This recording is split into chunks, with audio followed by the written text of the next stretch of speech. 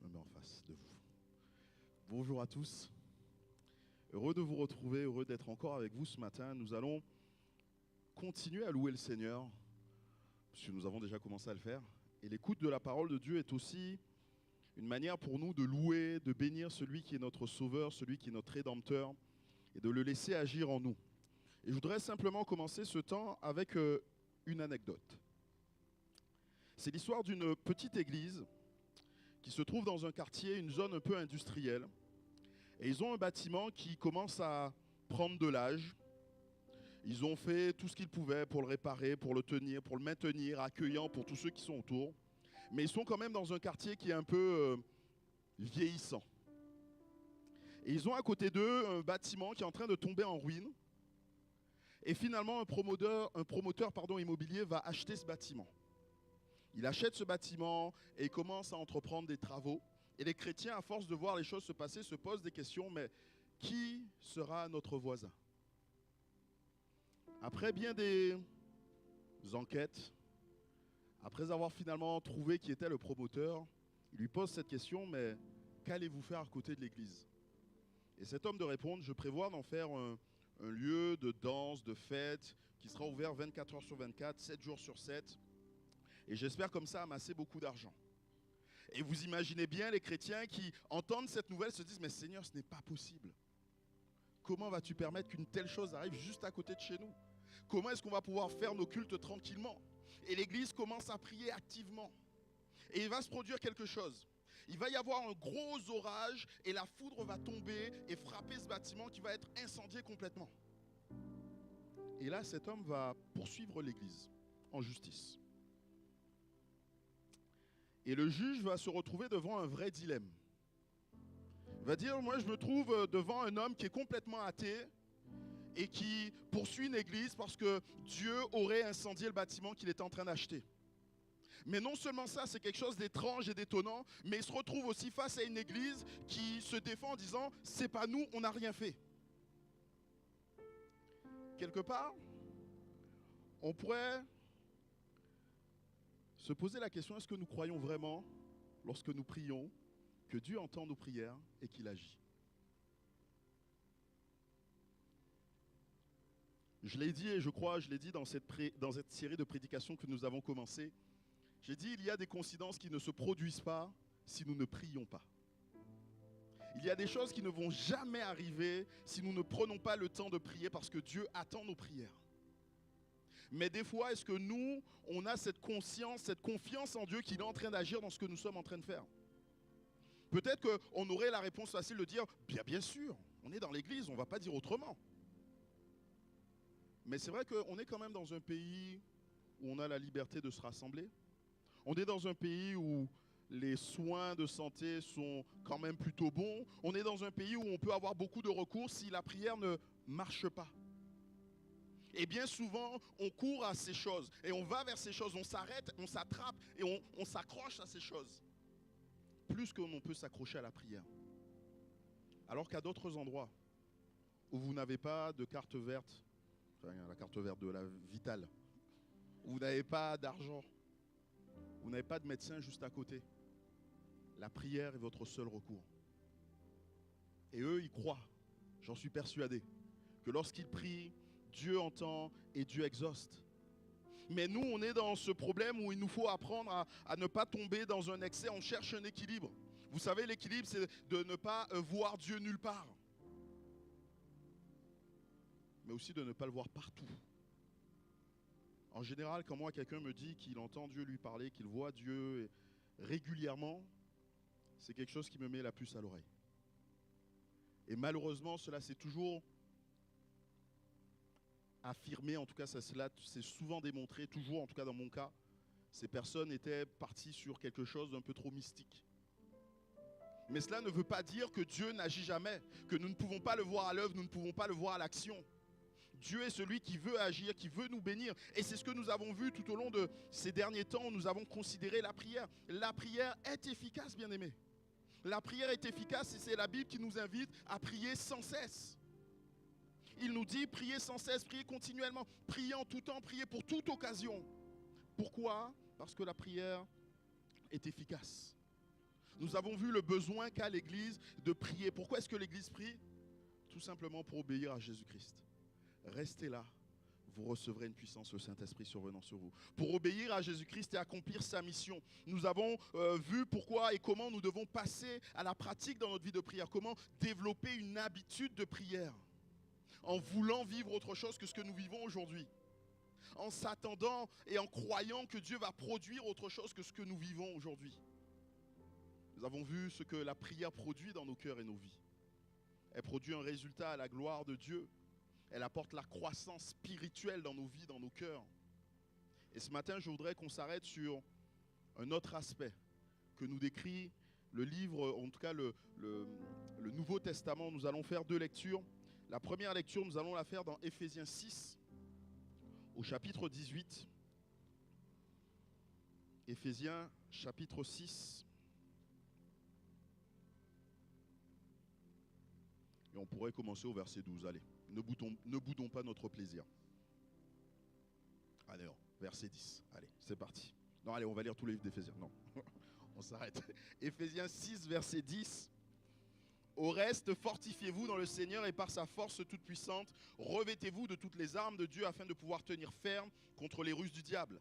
Car nous n'avons pas à lutter contre la chair et le sang, mais contre les dominations, contre les autorités, contre les princes de ce monde de ténèbres, contre les esprits méchants dans les lieux célestes. C'est pourquoi prenez toutes les armes de Dieu afin de pouvoir résister dans le mauvais jour et tenir ferme après avoir tout surmonté. Tenez donc ferme, ayez à vos reins la vérité pour ceinture, revêtez la cuirasse de la justice et mettez pour chaussure à vos pieds le zèle que donne l'évangile de paix. Prenez par-dessus tout cela le bouclier de la foi avec lequel vous pourrez éteindre les traits enflammés du malin. Et les versets qui vont nous intéresser. Prenez aussi le casque du salut et l'épée de l'Esprit, qui est la parole de Dieu, et faites en tout temps par l'Esprit toutes sortes de prières et de supplications. Veillez à cela avec une entière persévérance et priez pour tous les saints.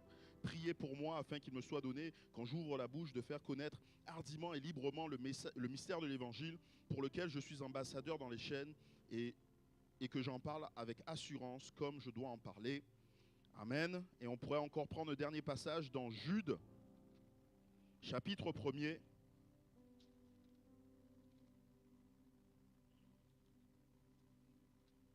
Jude, c'est juste avant le livre de l'Apocalypse, tout petit livre. Chapitre 1er et le verset 20, on ne va pas lire tout le livre, cette fois, rassurez-vous. On va lire juste le verset qui nous intéresse. Jude 1, 20 nous dit « Pour vous, bien-aimés, vous édifiant vous-même sur votre très sainte foi et priant par le Saint-Esprit. » Ici, les 2 expressions qui m'intéressent et qui vont nous intéresser ce matin, sur lesquelles on va s'arrêter, c'est prier dans l'Esprit.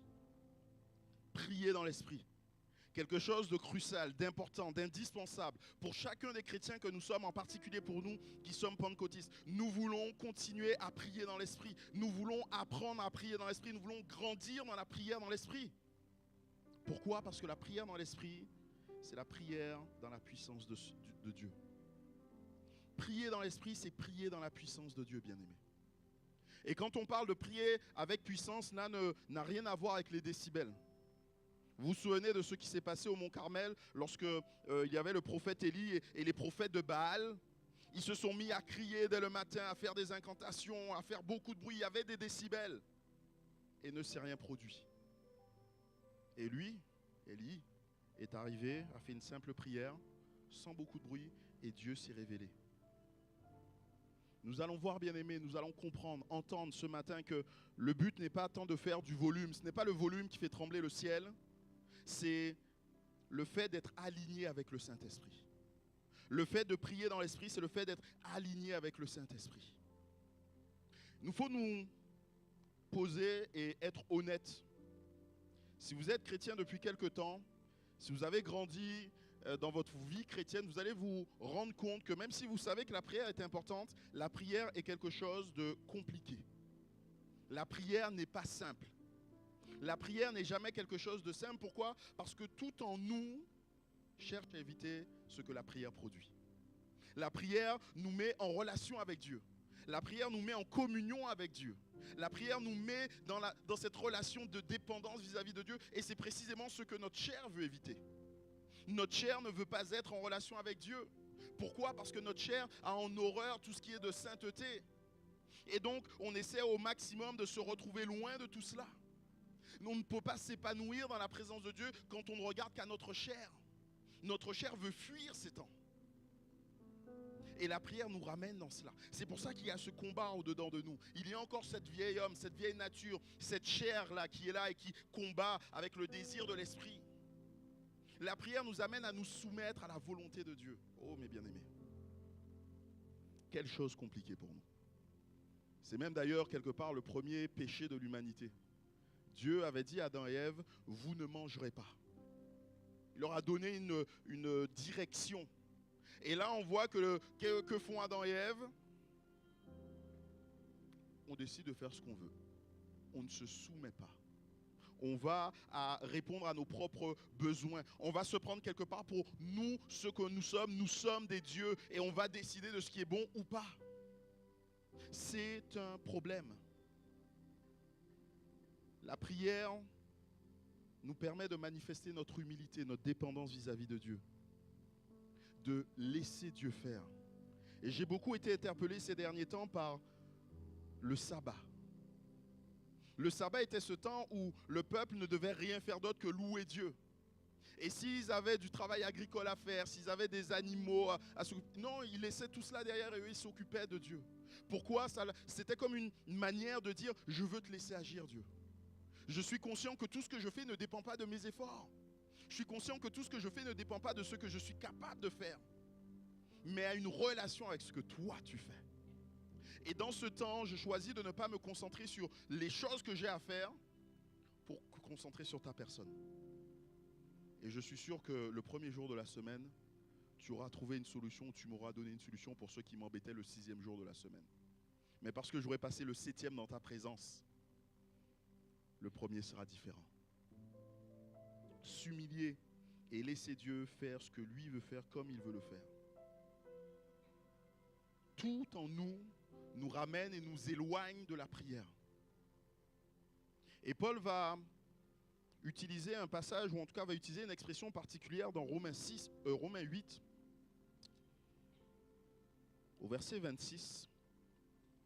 Lorsqu'il va parler un peu de la prière, Romains 8, verset 26, il nous dit, de même aussi, l'Esprit nous aide dans notre faiblesse, car nous ne savons pas ce qu'il convient de demander dans nos prières, mais l'Esprit lui-même intercède par des soupirs inexprimables. Et celui qui sonde les cœurs connaît la pensée de l'Esprit, parce que c'est selon Dieu qu'il intercède en faveur des saints. Ici, Paul va continuer à parler de la prière, et il en a déjà parlé, il a déjà parlé aussi de ce que nous sommes, de la chair qui résiste à la présence, à l'action de Dieu. Vous pourrez relire Romains 6, 7, 8, ce sont des passages tellement merveilleux qui nous parlent de cela. Et là, Paul va utiliser une expression particulière. Il va dire, l'Esprit nous aide dans notre faiblesse.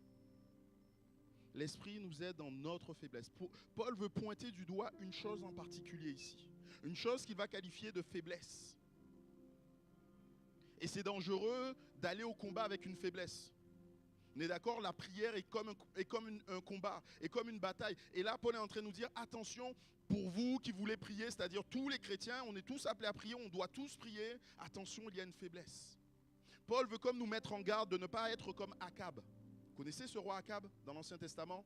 Qui est parti en guerre, il s'est déguisé, il croyait qu'il avait bien fait, mais il est parti avec une armure qui avait un défaut, qui avait une faiblesse. Et qu'est-ce qui s'est passé? C'est précisément à cette faiblesse qu'il a été touché et qu'il a péri. Et Paul là est en train de nous dire, faites attention, dans nos vies, il y a une faiblesse. Vous allez peut-être penser que cette faiblesse, c'est le péché. Oui, le péché est un problème quand on veut prier. Le péché nous sépare de Dieu. Le péché tâche nos cœurs. Mais ce n'est pas de ça que Paul nous parle ici. Il nous parle d'autre chose. Et il nous dit, de même aussi, l'Esprit nous aide dans notre faiblesse, et il explique, car nous ne savons pas ce qu'il convient de demander dans nos prières. Car nous ne savons pas ce qu'il convient de demander dans nos prières. Voici quelle est notre faiblesse. Nous ne savons pas ce qui convient de demander dans nos prières. Pourquoi est-ce que c'est une faiblesse? Pour bien le comprendre, il faut retourner à ce qu'est la prière, comprendre ce qu'est la prière. Nous l'avons vu, la prière, c'est une relation vivante avec notre Père Céleste. Et de cette relation, il y a tellement de choses qui découlent. Il y a des choses et des bienfaits qui découlent qui sont pour nous. Mais malheureusement, on peut mal comprendre certaines de ces bontés. Il nous est dit, demandez et vous recevrez. Mais bien aimé, la prière n'est jamais, ou on ne peut pas comparer la prière, je le dis souvent, à une pièce et un distributeur. La prière n'est pas là, j'arrive avec ma pièce de 1 euro, je mets ma pièce de 1 euro et il doit me donner ma canette de soda. La prière, c'est pas ça. Quand la Bible nous dit demandez et vous recevrez, ce n'est pas ça. Et malheureusement, certains peuvent comprendre cela et cela, ça va créer une faiblesse. La prière, ce n'est pas ce que vous lirez sur la terre sera lié dans le ciel. Alors moi, je vais m'employer à lier quelque chose sur la terre, ce sera lié dans le ciel. Ça ne marche pas comme ça, bien-aimés. Imaginons juste qu'il y a un pasteur qui aime beaucoup une équipe. Au hasard comme ça, l'Olympique de Marseille. Au hasard, vraiment. Situation hypothétique. Qui décide, parce qu'il a lu ce passage, de lier dans le ciel ce qu'il y a sur la terre. Il dit, mais c'est pas possible, le plus grand rival de l'Olympique de Marseille ne peut pas égaliser l'Olympique de Marseille en gagnant la Ligue des Champions. Encore une fois, vraiment, toute relation avec une scène réelle est hypothétique. Et que finalement, cette équipe gagne quand même. Qu'est-ce qu'on dit? Pasteur a manqué de foi? Ou quelqu'un a lié avant lui dans le ciel? Non, bien aimé. Alors, en disant ça, vous comprenez, je plaisante. J'ai d'autres choses plus importantes pour lesquelles prier. Mais vous comprenez que ce n'est pas possible. Ce n'est pas moi qui décide ce que le ciel va lier. Ça ne peut pas marcher comme ça. Je ne dis pas, je n'impose pas à Dieu de faire ce que j'ai envie. La prière ne marche pas comme ça. Ce que vous demanderez en mon nom, croyez que vous l'ayez reçu, nous dit la parole de Dieu. Ce n'est pas non plus une carte blanche à tout ce que je voudrais. Ah, Seigneur, donne-moi la plus grosse des voitures. Donne-moi la plus grosse des maisons. Ce n'est pas comme ça que ça marche. Et pour qu'on le comprenne bien, Jean, le disciple qui était avec Jésus, qui a marché avec Jésus, va nous préciser dans 1 Jean chapitre 5 comment les choses fonctionnent. 1 Jean chapitre 5 verset 14 et verset 15, voilà ce qu'il nous dit. Nous avons auprès de lui cette assurance que si nous demandons quelque chose selon sa volonté, il nous écoute. Et si nous savons qu'il nous écoute, nous savons que nous possédons la chose que nous lui avons demandée, quelle qu'elle soit. Voilà le cadre complet, total dans lequel la prière est efficace. Si nous demandons quelque chose selon sa volonté, la prière exaucée est celle qui est dans la volonté de Dieu, bien-aimé. Et notre faiblesse, c'est de ne pas connaître la volonté de Dieu. C'est de passer à côté de la volonté de Dieu. C'est une faiblesse parce que nous allons prier pour des choses, pour obtenir une chose, et quand on va obtenir autre chose que ce que nous avons demandé, on va se décourager. On va commencer à dire, mais Dieu, tu m'as trahi. Tu m'as dit de demander, j'ai mis mon cœur, j'ai pris des temps de jeûne, j'ai pris de temps à te chercher, à te prier, à te supplier pour ça, et je n'ai rien reçu. Nous allons placer notre foi dans un accomplissement et penser que c'est cela que nous avons besoin, c'est de cela que dépendra notre vie, et nous allons passer à côté de ce que Dieu veut pour nous. C'est une faiblesse. C'est une faiblesse parce que nous ne travaillons pas quand nous faisons cela, quand nous prions pour nos propres désirs, pour ce qui n'est pas dans la volonté de Dieu. Nous travaillons à ce que nous voulons et nous ne travaillons pas à l'avancement du royaume de Dieu. Nous sommes appelés à travailler à l'avancement du royaume de Dieu. Dans le premier passage que nous avons lu d'Éphésiens 6, à la fin, après avoir dit de prier par l'Esprit, Paul dira, mais priez pour moi pour que je puisse annoncer la parole et que j'ai la liberté de le faire et que lorsque j'annonce la parole, l'Esprit de Dieu soit à l'œuvre. C'est là notre rôle, bien-aimé. Notre rôle, ce n'est pas de dire, mais qu'est-ce que j'ai besoin et qu'est-ce que je veux. C'est de dire, Seigneur, quelle est ta volonté? Quelle est ta volonté? Et l'Esprit vient à notre secours afin que l'on sache ce que nous devons prier. Il vient nous révéler ce dont nous avons besoin de prier, ce pourquoi nous avons besoin de prier. Il va nous inciter à prier pour ce qui est nécessaire. Et là va se passer le combat. Parce qu'une fois qu'on connaît la volonté de Dieu, bien aimé, il faut se tenir dans la volonté de Dieu. Vous allez me dire, mais c'est simple, une fois qu'on sait ce que Dieu veut, il suffit de prier, on va l'avoir. Mais je vais vous renvoyer à Jésus-Christ, au jardin de Gethsémané. Ah Seigneur, tu vois cette coupe qui s'avance devant moi. Tu sais tout ce que ça va me coûter. Tu sais la douleur et la peine déjà sur mon cœur. Oh, si cette coupe pouvait s'éloigner de moi, Seigneur. Mais non pas ce que je veux, mais ce que tu veux. Et Jésus n'a pas fait ça une fois. La Bible nous dit qu'il a prié une première fois, il est retourné voir ses disciples, leur dit mais comment, vous n'avez pas pu prier 1 heure avec moi?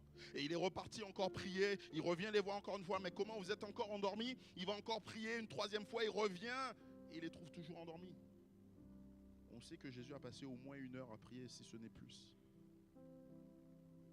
Non pas ce que je veux, mais ce que tu veux. Connaître la volonté de Dieu ne rend pas les choses plus simples, bien-aimés. Des fois même, j'ai envie de dire, connaître la volonté de Dieu nous complique la tâche.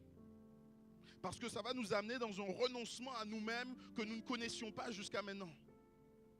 Vous savez comment Paul passait de ville en ville et lui-même il dit, l'Esprit me disait déjà qu'il fallait que j'aille à Jérusalem et que je rende témoignage, que je serais livré. Et Agabus qui arrive, qui vient, qui prophétise en disant attention Paul, tu vas aller là-bas et les Juifs vont te jeter, vont te livrer aux Romains, n'y va pas. Et que nous dit Paul? Paul dit mais non, n'agite pas mon cœur. J'ai presque envie de dire que Paul est en train de lui dire mais ne me tente pas. Je connais la volonté de Dieu. Et la volonté de Dieu pour moi passe par ce temps d'épreuve. Paul savait certainement ce que Dieu avait dit à Ananias quand il l'a envoyé pour prier pour lui à Damas. Il lui a dit, je lui montrerai tout ce qu'il doit souffrir pour moi. Bien-aimé, savoir et connaître la volonté de Dieu n'est pas plus simple. Le pasteur Joël Vidal, qui était avec nous il y a 2 semaines, si je ne me trompe pas, nous l'a rappelé en parlant des murailles de Jéricho, en les évoquant. Faites le tour des murailles, sans bruit, 7 jours. Et le 7e jour, vous ferez 7 fois, et après vous allez pousser un cri, et les montagnes vont tomber. Ce n'est pas simple, connaissant la volonté de Dieu, de s'y tenir. Mais l'Esprit est là pour nous révéler la volonté de Dieu, pour que cette faiblesse disparaisse, pour que nous voyions un accomplissement à nos prières, pour que nous voyions nos prières arriver à porter, à produire un fruit. Dieu veut et nous donne l'Esprit Saint qui vient nous révéler. Et il va préciser 2 choses, Paul. Il va nous dire l'Esprit nous aide et l'Esprit intercède pour nous. Je vais relire ce passage.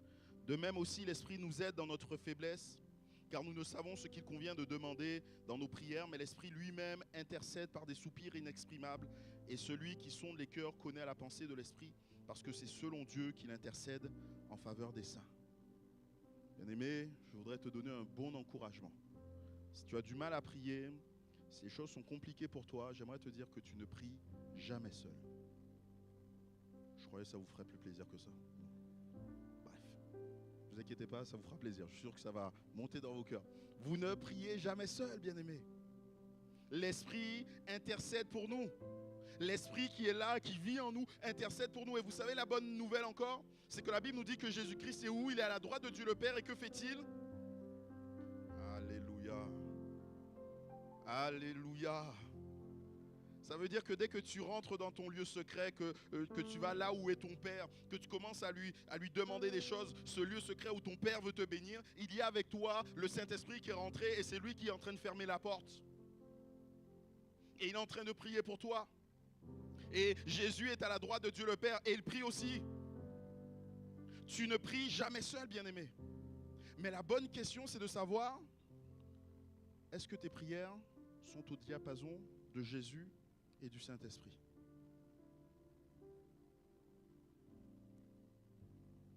Il y a quelques temps, bon, vous savez, j'étais à Bordeaux et on a eu un moment, une opportunité financière, immobilière pour l'Église. Et comme toute chose, on prend des décisions, en tout cas on commence à prendre des démarches, mais on veut tout remettre entre les mains du Seigneur. Et on a amené l'Église à prier pour cela. Et un jour, alors que nous étions en temps de jeûne et prière, il s'est produit quelque chose d'assez étonnant, baroque. Quelqu'un a élevé la voix en disant « Seigneur, nous voulons te remercier pour cette opportunité que tu nous donnes. Nous croyons que ton Église va aller de l'avant, que tu vas nous bénir, ainsi de suite, tu vas nous donner les finances. » Et l'Église a dit « Amen ». Et quelqu'un d'autre élève la voix en disant « Seigneur, empêche-nous d'aller vers cette direction. Nous sommes bien là où tu nous as mis, tu nous as donné une bénédiction. » Comment vous auriez réagi si vous étiez dans ce temps de prière? Mais des fois, est-ce que nous ne sommes pas comme ça, nous, dans notre lieu secret? Quand nous rentrons dans notre lieu secret, que nous allons devant le Père, nous voulons prier pour quelque chose, mais Jésus et le Saint-Esprit prient pour autre chose. Seigneur, tu vas me délivrer de ma maladie, tu vas me guérir. Et Jésus et le Saint-Esprit se regardent et disent, mais non. Seigneur, tu vas lui donner la force de tenir dans la maladie. Et qu'il aille jusqu'au bout. Est-ce que nos prières sont en accord, sont au diapason du Saint-Esprit? On ne prie jamais seul, le Saint-Esprit est là, il intercède pour nous. Mais est-ce que nos prières sont en accord avec le Saint-Esprit?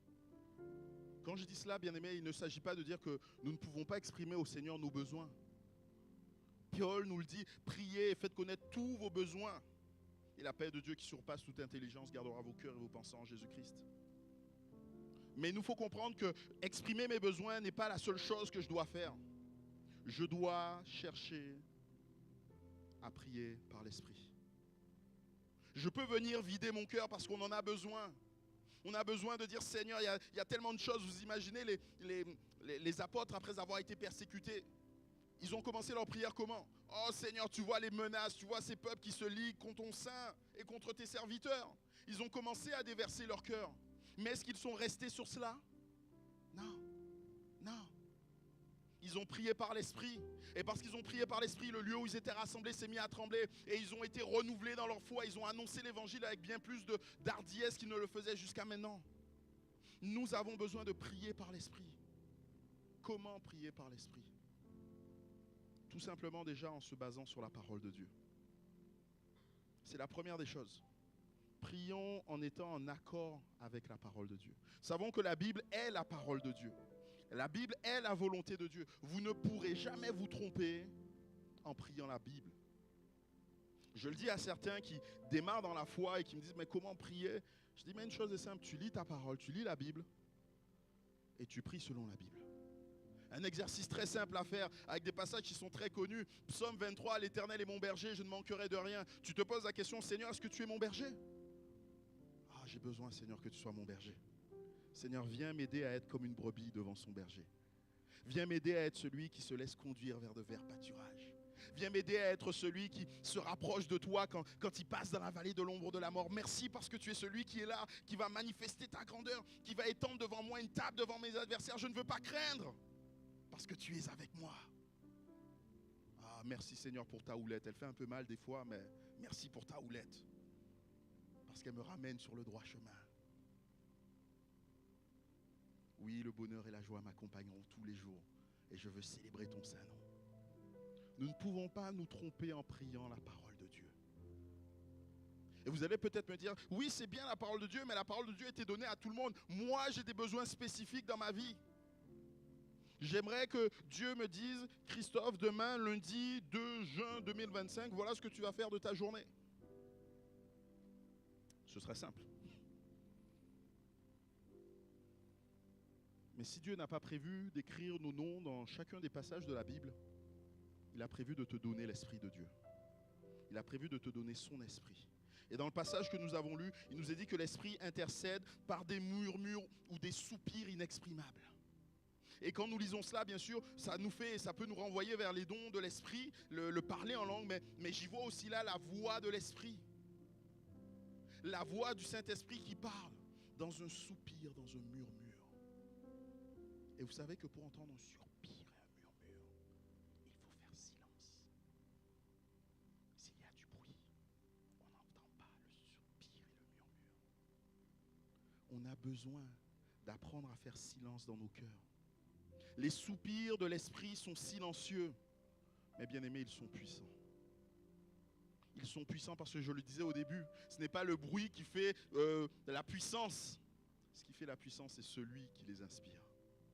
Et là, on a le Saint-Esprit, celui qui a ressuscité Jésus d'entre les morts, celui qui a permis à Jésus de s'incarner en homme, celui qui est tout puissant parce qu'il est Dieu. Il a des soupirs puissants.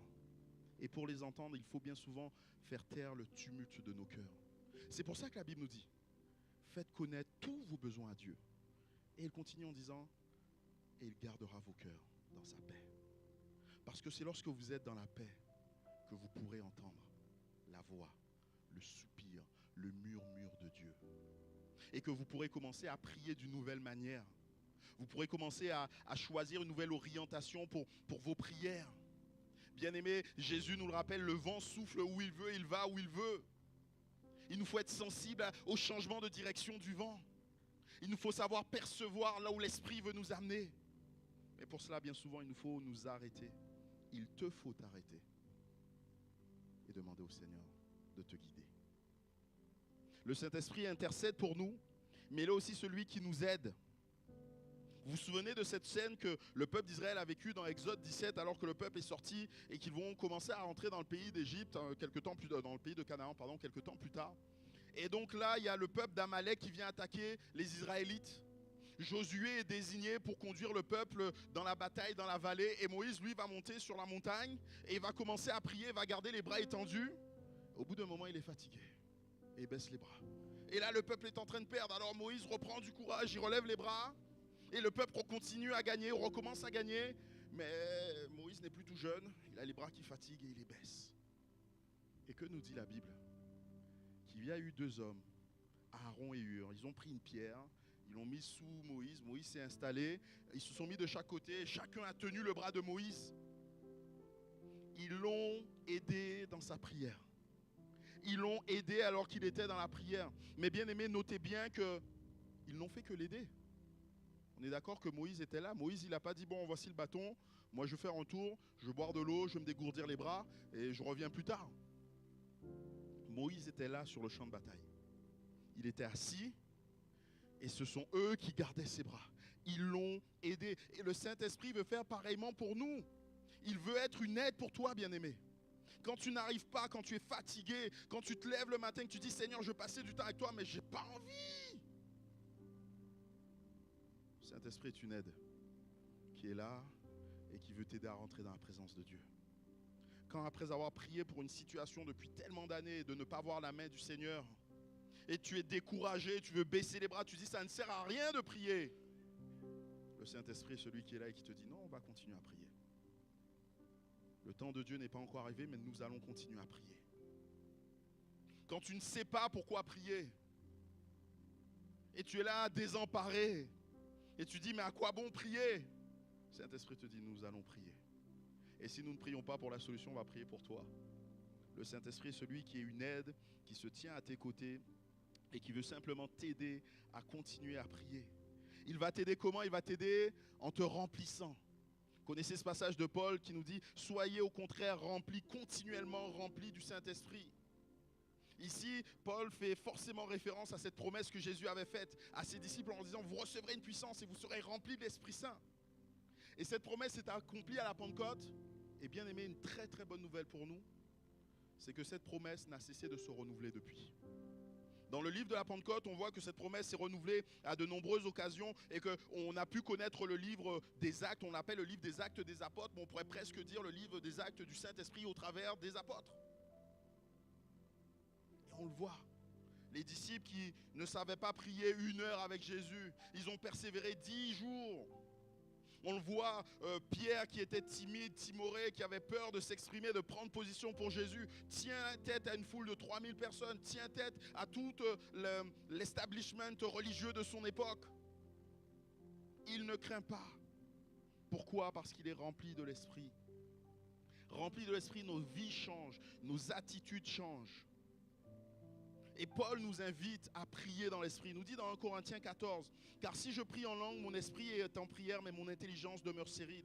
Que faire donc? Je prierai par l'esprit, mais je prierai aussi avec l'intelligence. Je chanterai par l'esprit, mais je chanterai aussi par l'intelligence. » Bien-aimé, Paul nous dit quoi? Parle en langue. Paul nous dit, rentre dans la présence du Seigneur et parle en langue. C'est bien de dire les mots qui viennent de toi et c'est une bonne chose. Il nous faut apprendre à exprimer notre prière vis-à-vis de Dieu. Mais il nous dit aussi parle en langue, prie en langue. Pourquoi? Parce que celui qui prie en langue s'édifie. Il se fait du bien. C'est en langue qui dit des mystères, des choses merveilleuses de Dieu. Il est en train de prier pour lui-même sans vraiment le réaliser. Prie en langue, parle en langue, bien-aimé. Et nous sommes dans une église pentecôtiste, nous voulons chercher le baptême dans le Saint-Esprit, nous croyons encore à l'action de Dieu dans le Saint-Esprit. Mais cela, ce n'est pas un débordement émotionnel. Je vous en parlerai tout à l'heure, mais nous étions avec les jeunes à Valence pendant 3 jours pour un temps de ressourcement avec eux. Et on peut vivre des émotions fortes dans la présence de Dieu, et j'en parlerai tout à l'heure. Mais le Saint-Esprit, c'est bien plus que simplement ça, des émotions fortes. Le Saint-Esprit, c'est l'action de Dieu, une force spirituelle que Dieu nous communique. Pourquoi? Pour nous aider dans la prière, pour t'aider dans la prière. Il nous aide en inspirant nos prières. Je devrais dire, si vous n'êtes pas baptisé dans le Saint-Esprit, priez pour être baptisé dans le Saint-Esprit. Demandez au Seigneur de vous remplir. C'est une promesse qui est pour vous et pour tous ceux qui viendront en aussi grand nombre que le Seigneur les appellera, nous dira Pierre. Donc c'est une promesse pour toi. Ne crois pas que c'était pour un ancien temps. Ne crois pas que c'est réservé à certains. C'est une promesse pour toi. Le Saint-Esprit nous aide en inspirant nos prières. Faites en tout temps par l'Esprit toutes sortes de prières et de supplications. Là, le Saint-Esprit veut nous aider à prier de toutes sortes et de tellement de manières différentes. Des fois, vous allez rentrer dans la prière en vous disant « Je viens louer le Seigneur ». Mais le Seigneur te dit « Non, ce n'est pas le moment de me louer. C'est le moment de prier pour un tel. » Cela m'est arrivé il n'y a pas si longtemps, j'étais en rendez-vous avec quelqu'un et à la fin de cet entretien, on prend le temps de prier ensemble. Et à ce moment-là, le Seigneur me dit, il faut que tu pries pour un tel. Alors bien sûr, je finis de prier pour la personne qui était avec moi. Mais une fois qu'on avait fini, j'ai commencé à prier pour l'autre personne. Et après coup, je l'appelle, je lui envoie un petit message, comment ça va? Écoute, j'ai pensé à toi dans la prière, j'espère que tout va bien. Et de me dire, écoute, au moment où tu m'appelais, voilà ce qui se passait.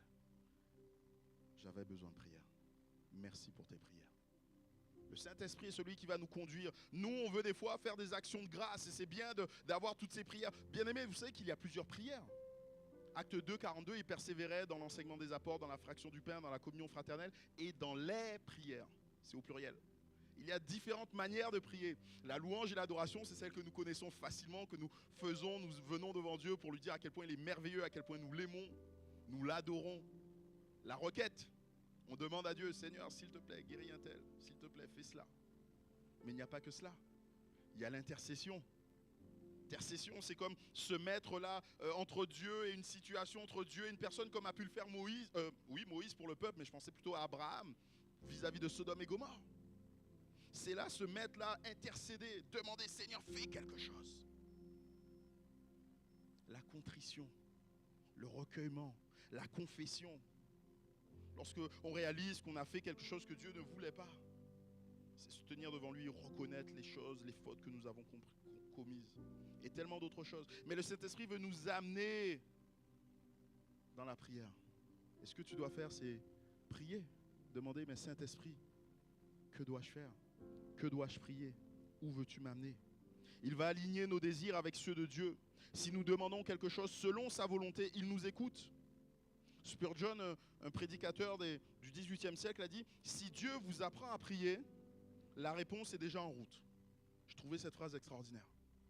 Si c'est Dieu qui vous apprend à prier, si c'est Dieu qui vous inspire dans vos prières, la réponse est en route. Elle va des fois prendre un peu de temps. Vous connaissez ce qui s'est passé avec Daniel. Mais Daniel, il a dit quoi, Daniel? Quand tu as commencé à prier, je me suis mis en chemin. Alors, il y a eu un petit délai. Mais la réponse était déjà assurée. Parce que c'est le Seigneur qui nous inspire nos prières. Il nous aide aussi en déposant sur nos cœurs des fardeaux. Il dira, et c'est Jacques qui le dit, la prière fervente du juste a une grande efficacité. Bien aimé, l'Esprit ne se contente pas simplement de nos mots. Et on en a la preuve ici, il nous est dit que le Saint-Esprit intercède par des murmures inexprimables. Dieu ne se contente pas simplement de nos mots, il suscite aussi chez nous de l'émotion, il suscite aussi chez nous du désir, de la ferveur. Comment intercéder pour quelqu'un si je n'ai pas l'amour pour cette personne? C'est l'amour qui va me permettre de tenir dans cette intercession.